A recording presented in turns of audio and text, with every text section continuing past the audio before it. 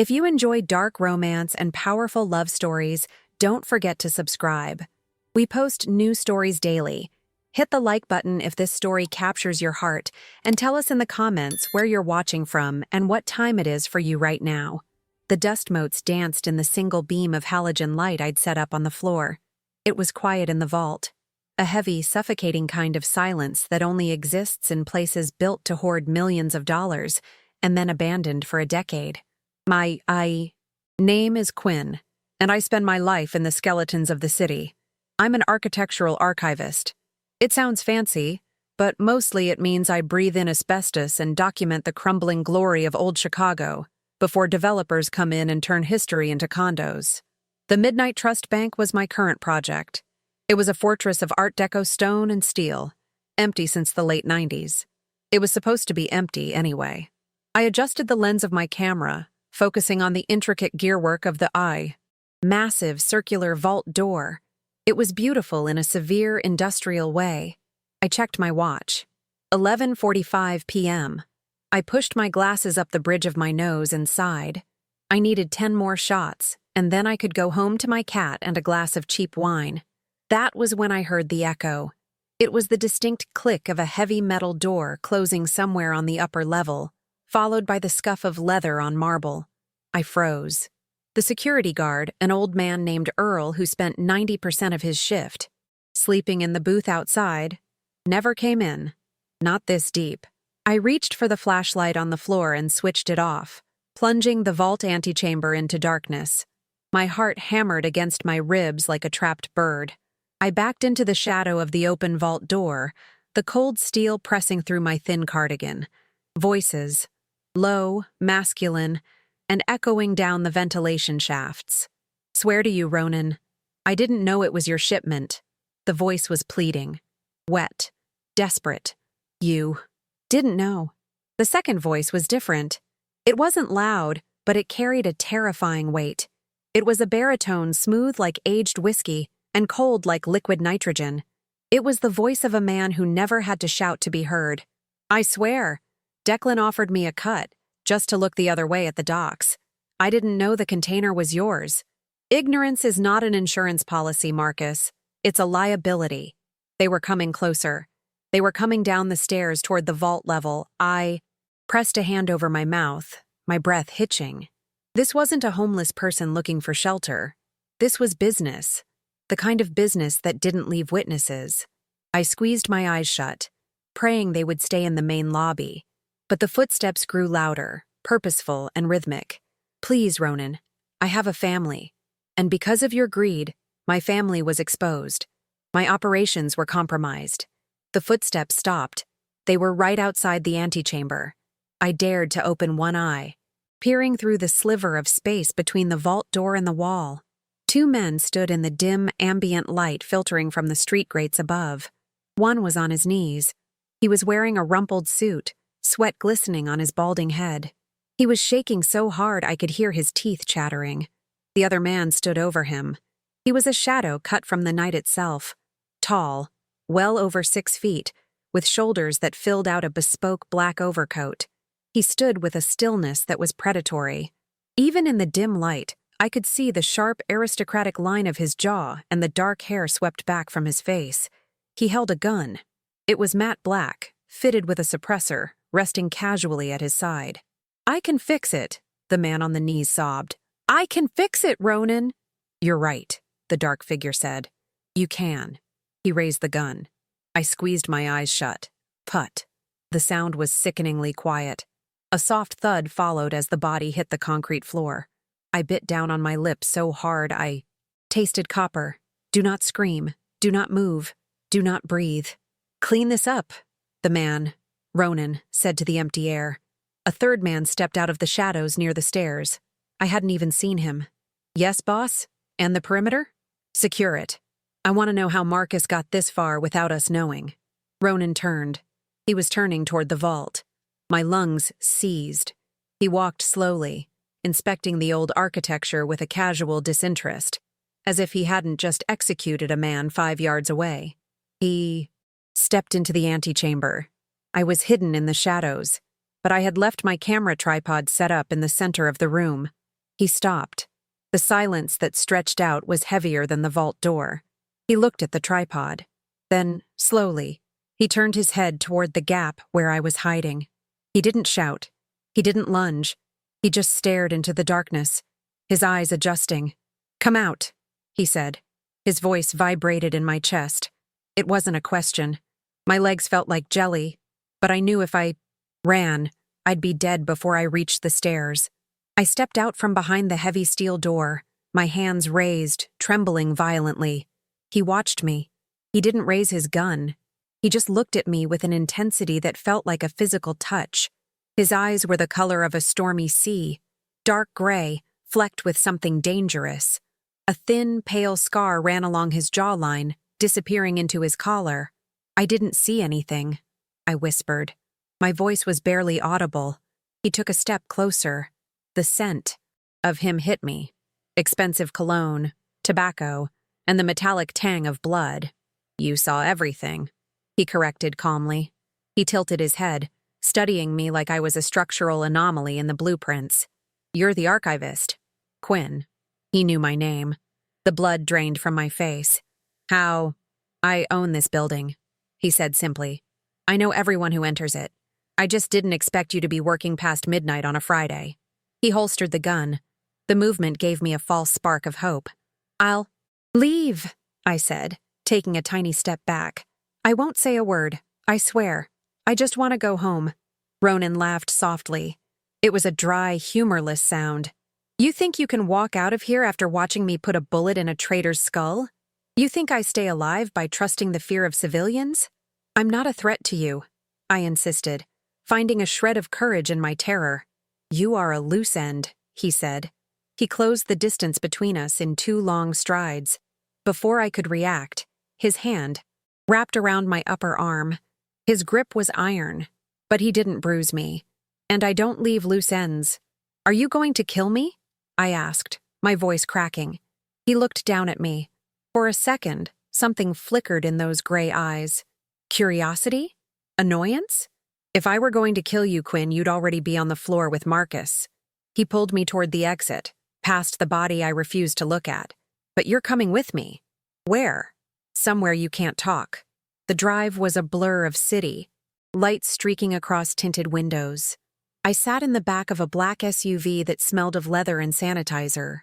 Ronan sat next to me, typing on his phone, completely ignoring my presence. The doors were locked.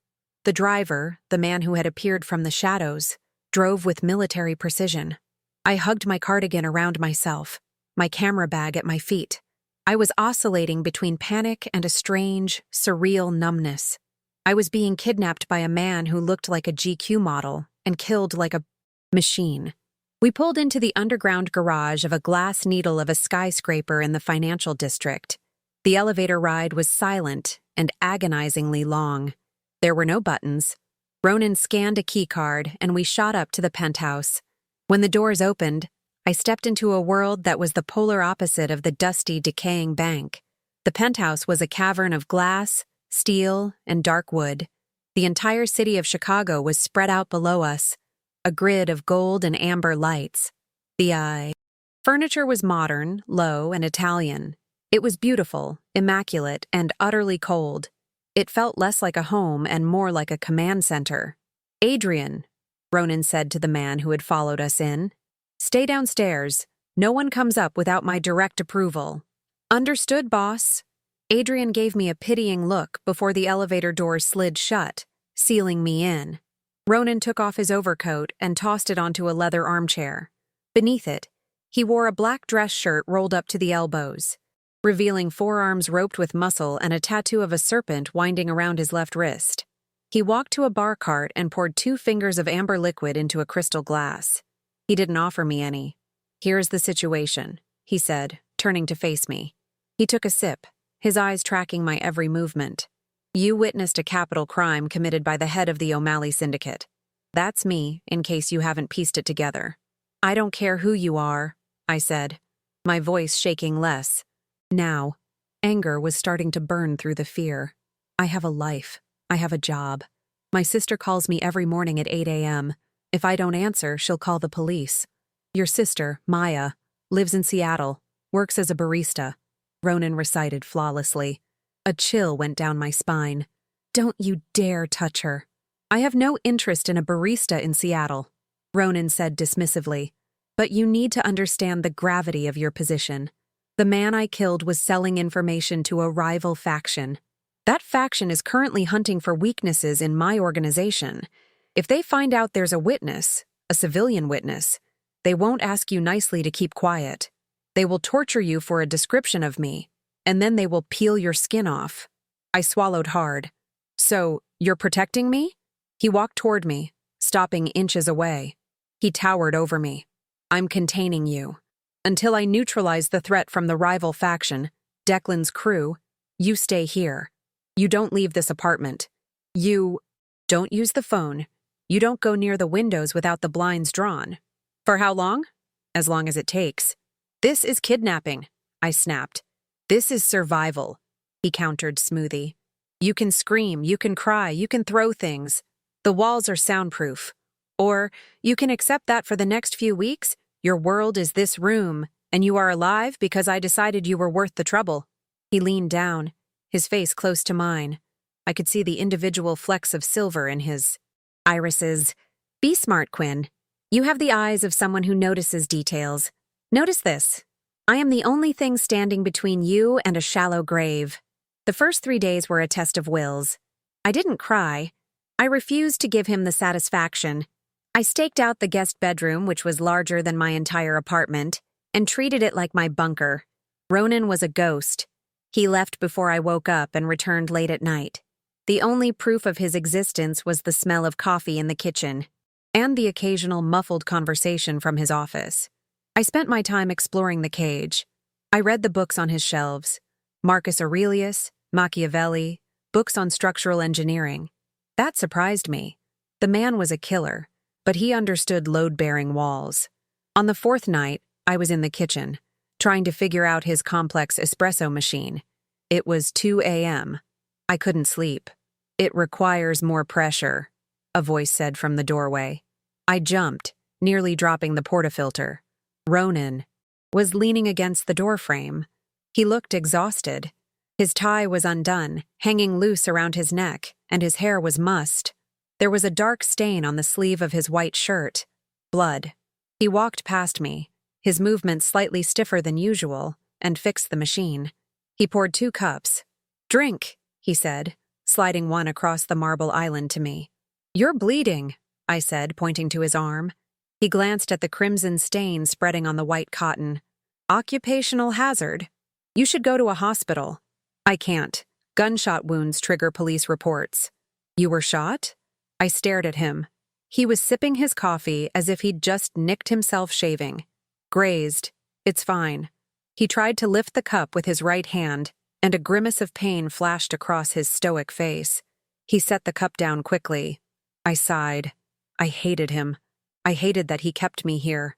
But the archivist in me couldn't stand to see things broken and untended. "Sit down," I ordered. He looked at me, eyebrows raised. "Excuse me?" "Sit down. I have a first aid kit in my bag. I'm clumsy. I always carry one. Let me look at it." He hesitated, calculating the risk, then pulled out a stool and sat. He began to unbutton his shirt. I tried to keep my eyes professional, but as the shirt slid off his shoulders, it was hard not to stare. His torso was a map of violence.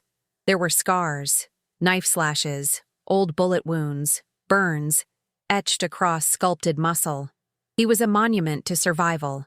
The fresh wound was on his upper bicep, a jagged tear where a bullet had skimmed the flesh. It was bleeding sluggishly. "It needs stitches," I said, examining it. "Do you have a sewing kit?" "Bathroom under the sink, medical grade." Of course he did. I fetched the kit and cleaned the wound with alcohol. He didn't flinch. Not once. He sat like a statue watching my hands. "You have steady hands," he murmured. "I work with old paper," I said, threading the needle. "One wrong move and history turns to dust." "Is that what I am? History?"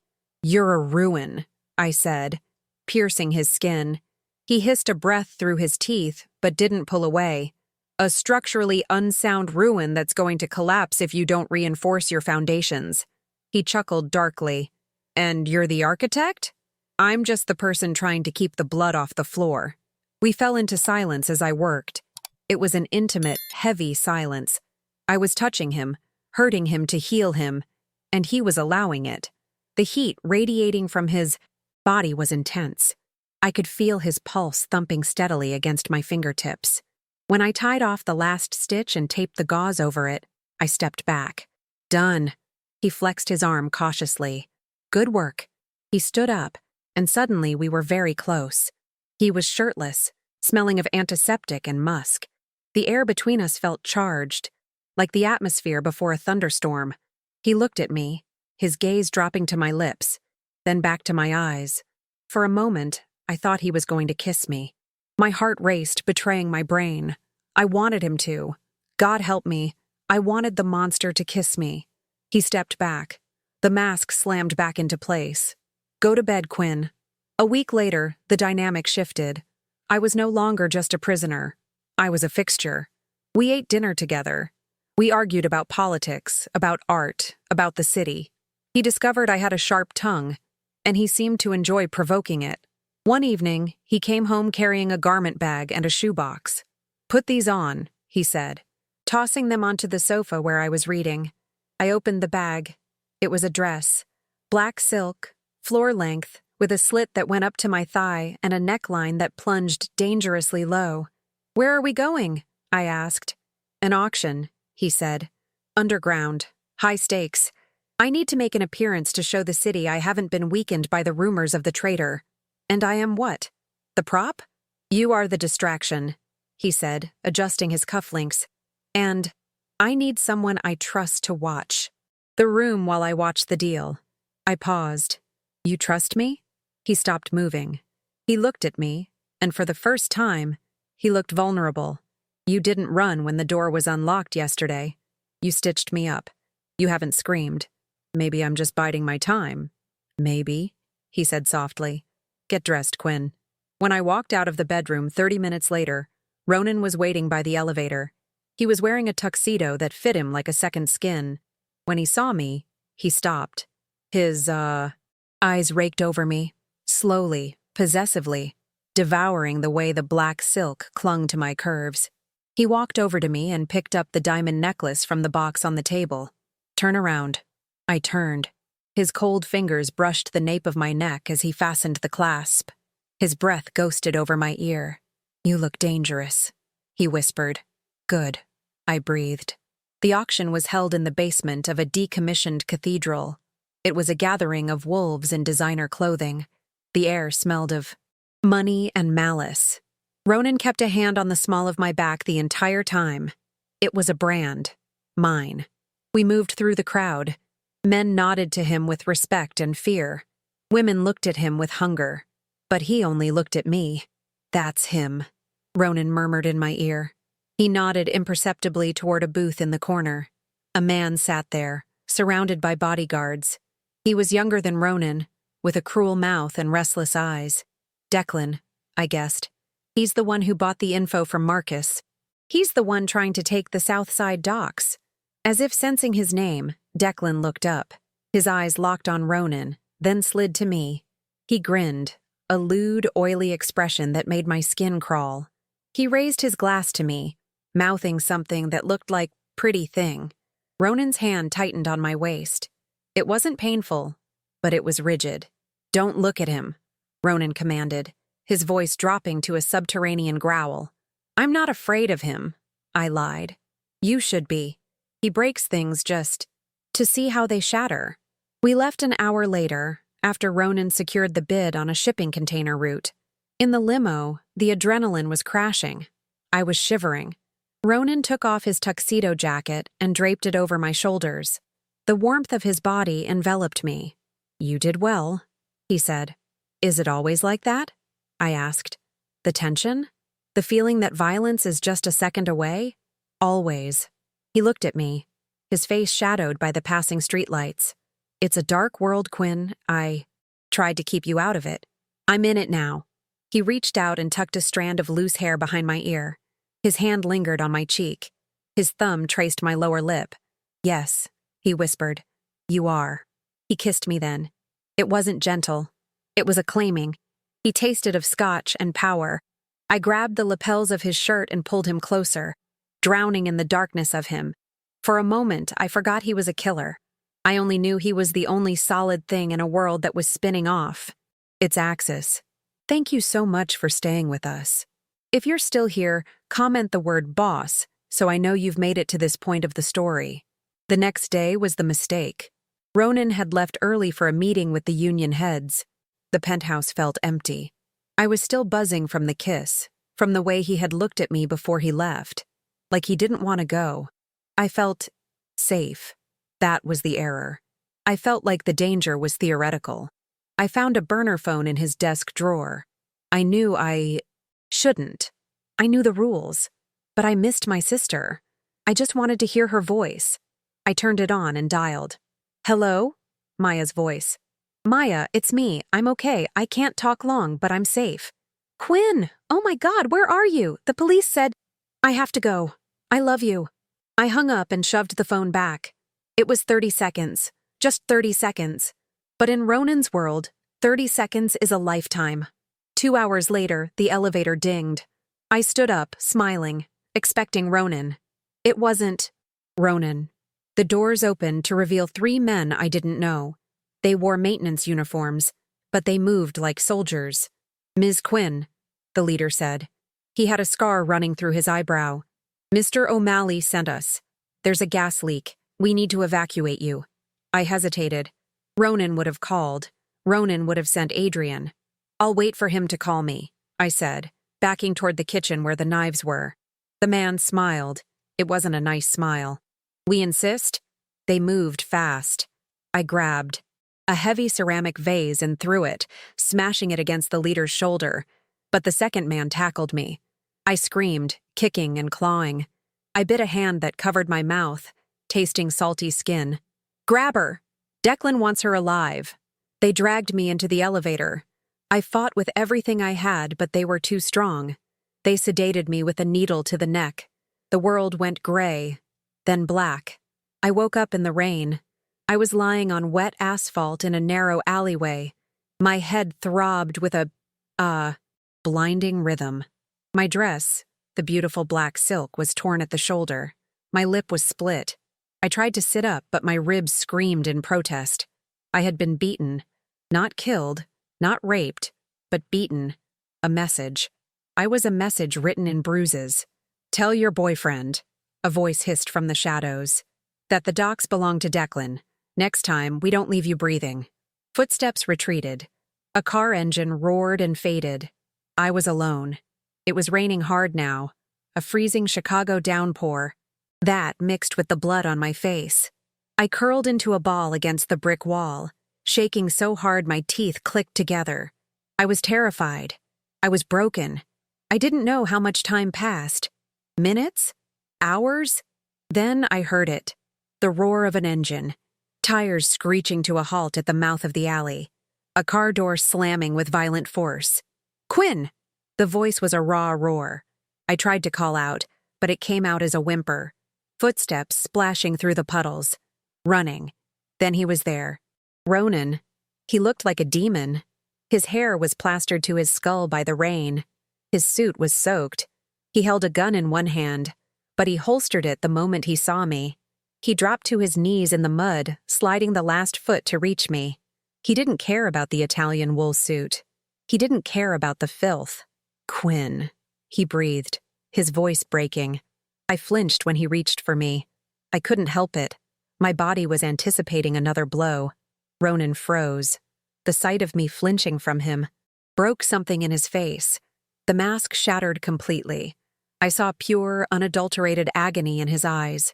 He hovered his hands over me, terrified to touch me, terrified not to. His hands, those lethal, steady hands, were shaking. They were covered in blood, but not mine. He had torn the city apart to find me. I'm sorry, I whispered, my voice thick with tears. I used the phone. I'm sorry. Shh, he hissed fiercely. Do not apologize. Never apologize for this. He gently cupped my face. His thumbs brushed away the rain and the blood on my cheeks. The warmth of his skin was the only thing keeping me from shattering. I started to sob. The dam broke. The terror, the pain, the guilt. It all came pouring out. He leaned his forehead against mine, heedless of the blood, heedless of the danger. "Look at me," he commanded softly. I opened my swollen eyes and met his gaze. The gray was gone. His eyes were black with a rage so profound it felt like a physical weight, but directed entirely outward, away from me. "Look at me," said the Mafia boss as I cried. "Now tell me who hurt you." I took a ragged breath. The man with the eyebrow scar, and Declan. He was there. He watched. Ronan's expression didn't change, but the temperature in the alley seemed to drop 10 degrees. A deadly calm settled over him. It was the calm of a nuclear winter. "Declan," he repeated. It sounded like a curse. He scooped me up into his arms. I cried out at the pressure on my ribs, and he adjusted his grip instantly, carrying me as if I were made of spun glass. "I've got you," he promised against my hair. "I've got you, and I'm going to burn them all for this." He placed me in the passenger seat of his car. He cranked the heat. "Hospital," I mumbled. "No," he said. "Not yet. I can't leave you alone, not even with guards." He pulled out his phone. "Adrian, meet me at the warehouse on 4th. Bring everyone. Yes, everyone." He looked at me. "Can you hold on? Can you stay with me for 1 hour?" "Where are we going?" "To end it." He drove like a man possessed. We didn't go back to the penthouse. We went to the industrial district. When we arrived at a massive corrugated metal warehouse, Declan's stronghold, Adrian and 20 men were waiting. They were heavily armed. Ronan got out. He came to my side, opened the door, and leaned in. "Stay here. Lock the doors. Adrian will stand right here. If anyone but me touches this handle, Adrian shoots them. Do you understand?" "Ronan," I grabbed. His wrist. His pulse was hammering. "Be careful." He kissed my knuckles. It was a tender gesture that contrasted terrifyingly with the murder in his eyes. "Watch," he said. He turned and walked toward the warehouse. He didn't sneak in. He kicked the front doors open. Gunfire erupted immediately. From the safety of the car, I watched through the rain-slicked windshield. It was a massacre. Ronan moved like a wraith. He wasn't just fighting, he was executing. He was a force of nature, a storm of vengeance unleashed. I saw men fall. I saw Adrian's team move in to secure the perimeter. But Ronan pushed forward, deeper into the building. I couldn't just sit there. I couldn't be the damsel in the car while he bled for me. I unlocked the door. "Ms. Quinn, stay inside," Adrian shouted, distracted by a flanker. I ignored him. I slipped out into the rain. I limped toward the warehouse entrance, hugging my ribs. I needed to see. Inside, the air was thick with smoke and the smell of cordite. Bodies lay on the floor. In the center of the room, Ronan had Declan pinned against a crate. Declan was bloodied, his arrogance gone. He was begging. "It was just business, Ronan. She's just a civilian." Ronan had his hand around Declan's throat. He lifted him off the ground. "She," Ronan said, his voice echoing through the warehouse, "is the only thing in this world that matters. And you touched her." Declan gasped, clawing at Ronan's arm. Then, from the catwalk above, I saw movement. A shadow. A man with a rifle aiming at Ronan's exposed back. Ronan didn't see him. He was too focused on Declan. "Ronan! Above you!" I screamed, my voice tearing through the noise. I grabbed a metal pipe from the floor and threw it against a stack of oil drums. The clang was deafening. The sniper flinched, looking toward the noise. That split second was enough. Ronan spun around, raising his gun in one fluid motion. Bang! The sniper fell from the catwalk. Ronan turned back to Declan. He didn't hesitate. He didn't monologue. He put 2 bullets in Declan's chest and dropped him. Silence fell over the warehouse. Ronan stood amidst the carnage, chest heaving. He turned slowly. He looked for me. When his eyes found me standing by the entrance, wet and trembling but standing, his shoulders sagged. He walked toward me. He stepped over the bodies of his enemies without looking down. He stopped in front of me, his hands bloody, his face splattered with crimson. I told you to stay in the car, he rasped. I don't listen very well, I said weakly. He let out a breath that was half laugh, half sob. He pulled me into him, burying his face in my neck. It's over, he said.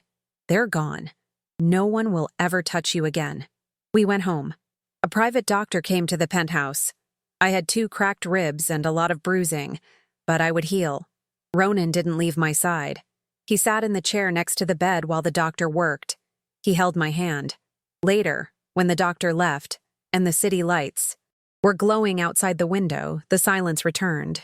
But it wasn't cold anymore. Ronan stood by the window, looking out at his kingdom. He had won, but he looked defeated. You can go, he said quietly, without turning around. I sat up, wincing slightly. What? Declan is dead. The threat is gone. I've wired enough money into your account to disappear anywhere in the world. You can go back to Seattle. You can go to Paris. You can forget you ever met me. He turned to face me. He looked exhausted. I am a monster, Quinn. You saw that tonight.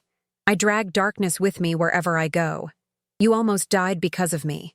I won't keep you in this cage anymore. I looked at him. I saw the man who had stitched his own arm. The man who had bought me a dress to make me feel powerful. The man who had knelt in the mud and cried because I was hurt. I saw the scars on his soul, and I realized they matched the ones he had unintentionally given me. I slowly swung my legs out of bed. I walked across the room. It hurt, but I needed to do this. I stopped in front of him. You are a monster, I agreed softly. He flinched, looking away. But, I continued, reaching up to touch the scar on his jaw, you're my monster. His eyes snapped back to mine, wide with shock. I can't go back to documenting old buildings, Ronan. I can't go back to a life where the biggest danger is a paper cut. You ruined me for the normal world. I will hurt you, he warned, his voice ragged. Eventually, I will let you down. And I'll stitch you back up, I whispered. I'm not leaving. I choose this. I choose you. He stared at me for a long moment, searching for any sign of hesitation. He found none. With a low groan, he wrapped his arms around me, careful of my ribs, and pulled me against him. He kissed me. And this time, it wasn't just a claiming. It was a vow. It was a promise of protection, of loyalty, and of a love that was as dark and deep as the city below us. Queen, he whispered against my lips. I smiled against his mouth. The archivist was gone. The woman standing in the arms of the Shadow King was just beginning.